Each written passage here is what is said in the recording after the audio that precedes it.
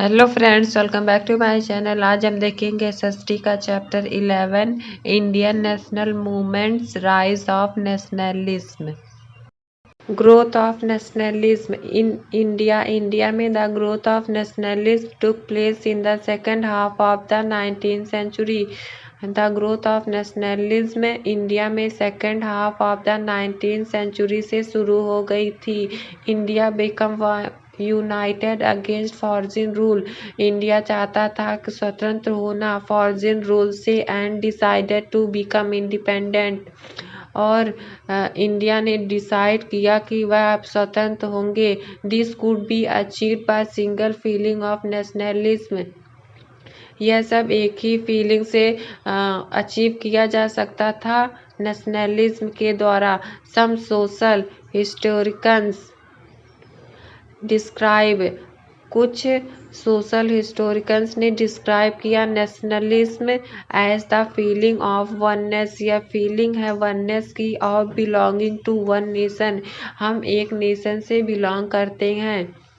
Yearly association, early संगठन in different parts of India में political organization were found in the latter half of the 19th century.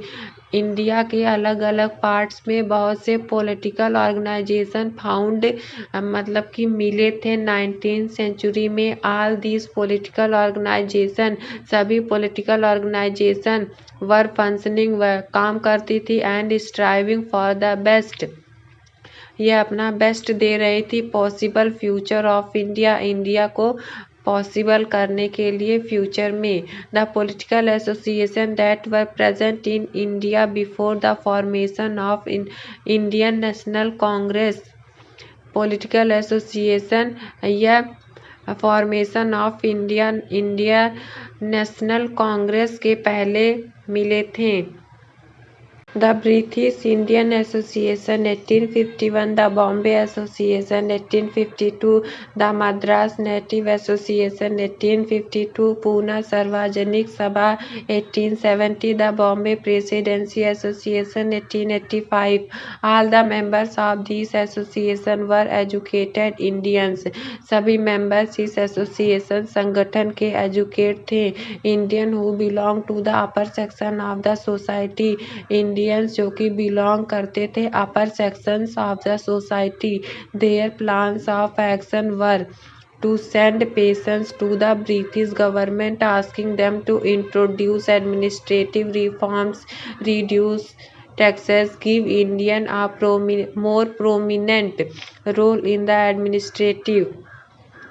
There plans of action, इनके action के plans were sent to, जो कि send करते थे British government के पास। Asking them, उन्होंने कहा, टू इंट्रोड्यूस, वह ब्रिटिश गवर्नमेंट से इंडियन नेशनल कांग्रेस के मेंबर्स ने कहा, introduce administrative reforms, reduce taxes को कम करना, give Indian a prominent role in the administrative system में एक प्रोमिनेंट रोल मिले। However their petitions were never looked into and always ignored। और ब्रिटिश गवर्नमेंट ने इनके डिमांड्स को इग्नोर किया। Another drawback was that their association were active only in a specific area। Another, एक दूसरा ड्रॉबैक था इनके एसोसिएशन संगठन का, यह एक्टिव था कुछ ही स्पेसिफिक एरियाज में।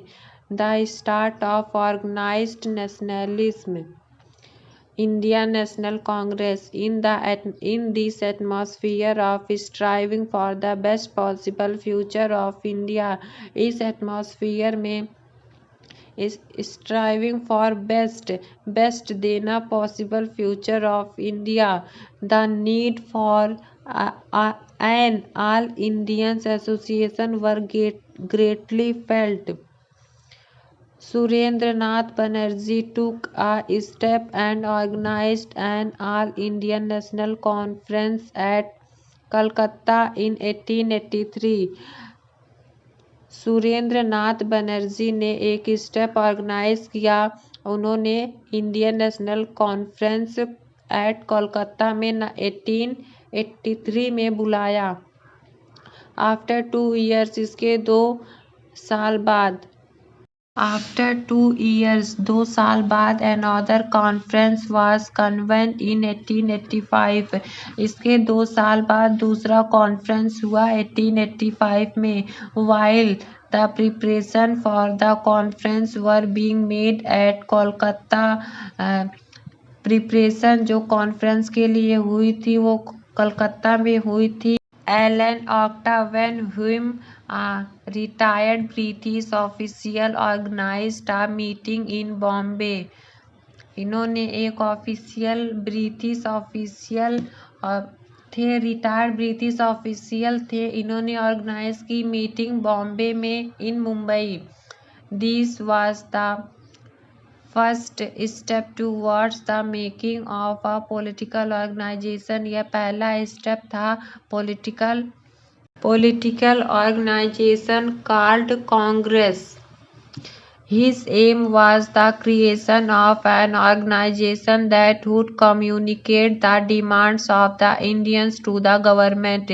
इनका एम ये था was the creation of, इस ऑर्गेनाइजेशन का क्रिएशन यह था कि यह कम्युनिकेट कर सके इंडियंस गवर्नमेंट के डिमांड्स को। These would have to prevent any kind of uprising by the Indians.